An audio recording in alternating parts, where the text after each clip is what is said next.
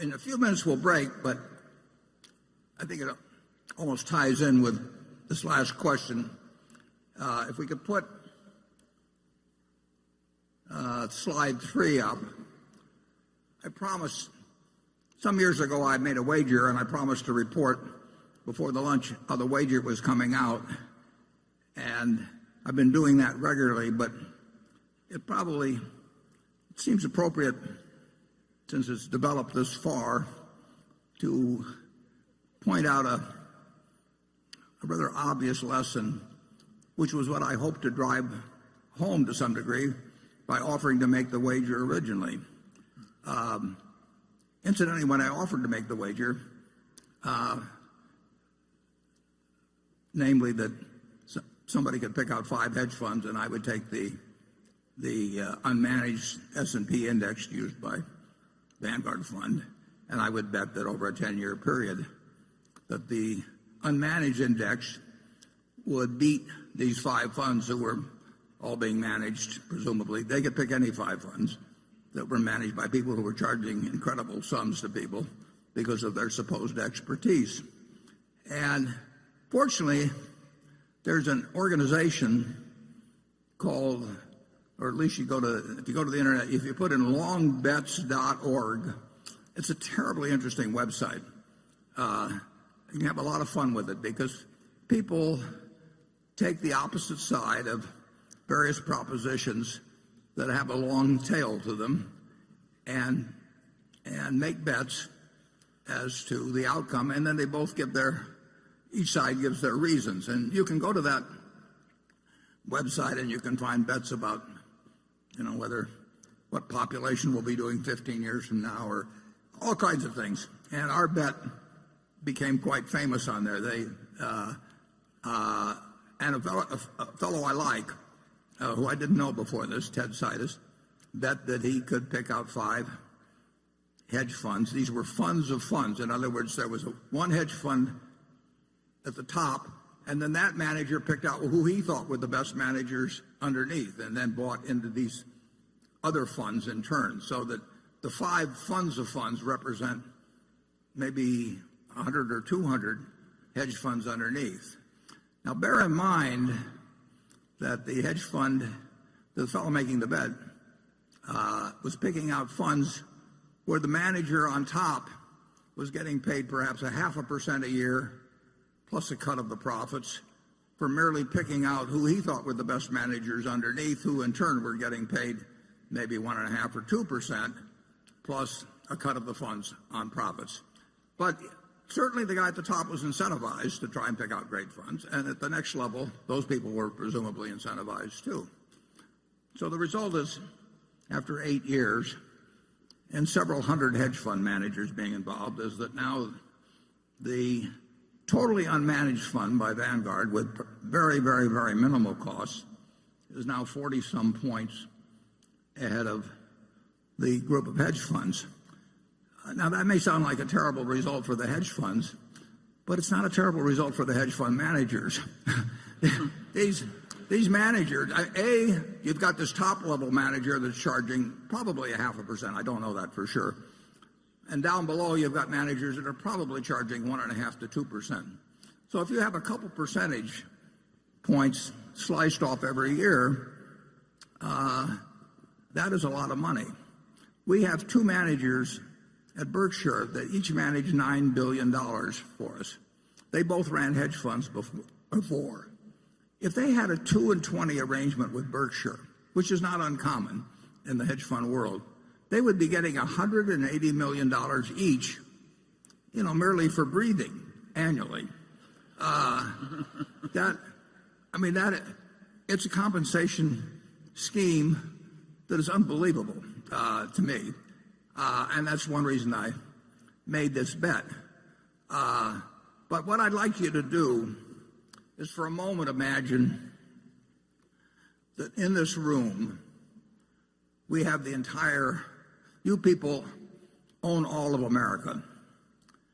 That all the stocks in America are owned by this group. You are the Berkshire 18,000 or whatever it is that have somehow managed to accumulate all the wealth in the country.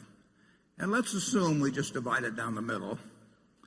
And on this side, we put half the people, half of all the investment capital in the world, and that capital is what a certain presidential candidate might call low energy. In fact, they have no energy at all. They buy half of everything that exists in the investment world, 50%, everyone on the side. And so now half of it is owned by these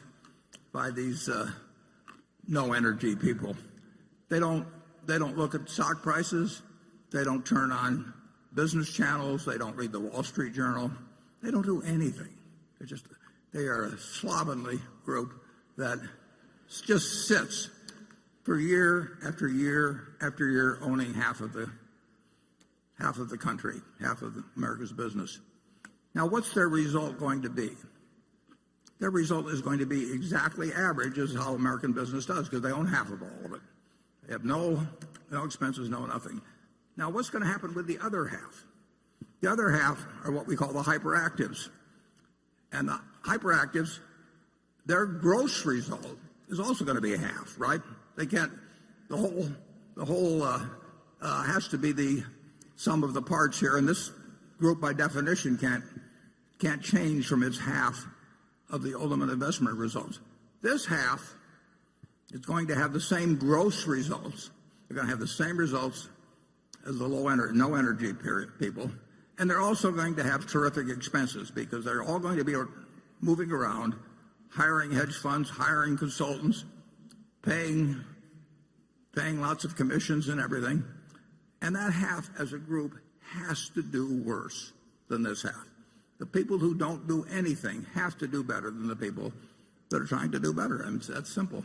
And I hoped through making this bet to actually create a little example of that. But that offer was open to anybody.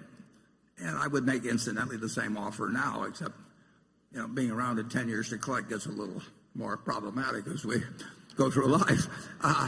But it seems so elementary. But I will guarantee you that no endowment fund, no public pension fund, no extremely rich person wants to sit in that part of the auditorium. They just can't believe that because they have billions of dollars to invest, that they can't go out and hire somebody who will do better than average. I hear from them all the time. So this group over here, supposedly sophisticated people, generally richer people, hire consultants, and no consultant in the world is going to tell you just buy an S&P index fund and sit for the next 50 years. You don't get to be a consultant that way, and you certainly don't get an annual fee that way. So the consultant's got every motivation in the world to tell you, this year I think we should concentrate more on international stocks, or this year this manager is particularly good on the short side. And so they come in and they talk for hours, and you pay them a large fee, and they always suggest something other than just sitting on your rear end and participating in American business without cost. And then those consultants, after they get their fees, they in turn recommend to you other people who charge fees, which, as you can see over a period of time, cumulatively eat up capital like crazy. So I would suggest that what I felt sure, I didn't feel sure because nothing, can't tell for sure about any 10-year period, but I certainly felt very probable, or I wouldn't have stuck my neck out. It just demonstrates so dramatically. I've talked to huge pension funds, and I've taken them through the math, and when I leave, they go out and hire a bunch of consultants and pay them a lot of money. And it's just unbelievable. And the consultants always change the recommendations a little bit from year to year. They can't change them 100% because then it didn't look like they knew what they were doing the year before. So they tweak them from year to year, and they come in and they have lots of charts and PowerPoint presentations, and they recommend people who in turn are going to charge them a lot of money. And they say, well, you can only get the best talent by paying 2 and 20 or something of the sort. And the flow of money from the hyperactive to what I call the helpers is dramatic. While this group over here sits here it absolutely gets the record of American industry. So I hope you'll realize that for the population as a whole, American business has done wonderfully, and the net result of hiring professional management, is a huge minus. And at the bookstore, we have a little book called Where Are the Customer's Yachts, written by Fred Schwett. I read it when I was about 10 years old. Been updated. It hadn't been updated, but new editions have been put out a few times. But the basic lessons are there. That lesson is told in that book from 1940. It's so obvious, and yet all the commercial push is behind telling you that you've got to think about doing something today that's different than you did yesterday. You don't have to do that. You just have to sit back and let American industry do its job for you. Charlie, do you have anything to add to my sermon? Well, you're talking to a bunch of people who have solved their problem by buying Berkshire Hathaway. That worked even better.